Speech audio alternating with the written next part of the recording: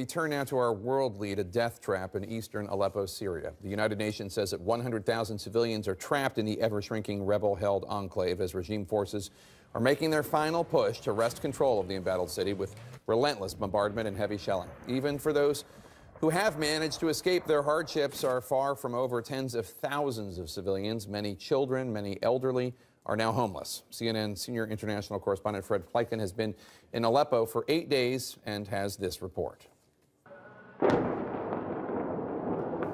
This is what the Syrian army's alleged halt in fighting looks like in Aleppo. The call to prayer pierced by explosions and gunfire as Bashar al-Assad's forces continue to pound the rebels.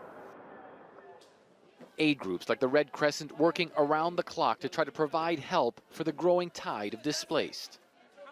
Of course, the volunteers from the Red Crescent are doing their best to try and keep up with the massive demand for aid here in this district after it was taken back by the Syrian military. But there are so many people lining up that it's impossible to meet all the needs. Tens of thousands have already fled eastern Aleppo, many with only a few belongings they were able to grab trying to get out of the crossfire, now left with almost nothing. These are the blankets they gave us, this woman says, but we're 10 people. Do you really think that one blanket per person will be enough? These could be the rebels' final days in Aleppo as the Syrian army continues to hit them hard, bringing more weapons like tanks and artillery into position. A senior general telling CNN he believes his forces could take the entire city soon. It won't be long until we get it back, he says. It might be a matter of weeks, but not more than that. As the international community continues to try to broker a truce for Aleppo, the reality on the ground shows an escalation in the fighting. The Syrian army, so close to achieving their goal, seemingly unwilling to back down.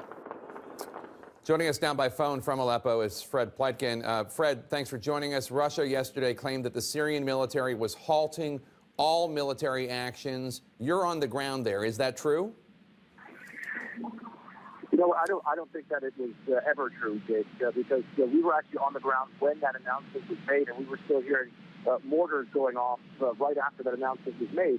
And then it was more quiet for a couple of hours, maybe 3 to 4 hours, but then overnight, things really started heating up again. And I have to say, if anything, I would say that the fighting has escalated over the course of this day. You know, we were monitoring the situation for a long time today, and we saw a lot of artillery strikes, a lot of mortar fire, going in both directions, by the way, but then also the use of aircraft and some pretty heavy munitions as well. So it certainly didn't look as though the fighting was being halted completely at any point in time, Jake. Fred, are there any indications how much longer the rebels will be able to hold out? No. I mean, at this point, it looks like that'll be very, very difficult. You know, the enclave that they have has already shrunk dramatically. They're losing ground every day. It seems as though the advances of the Syrian military right now are a little bit slower than they were over the past week.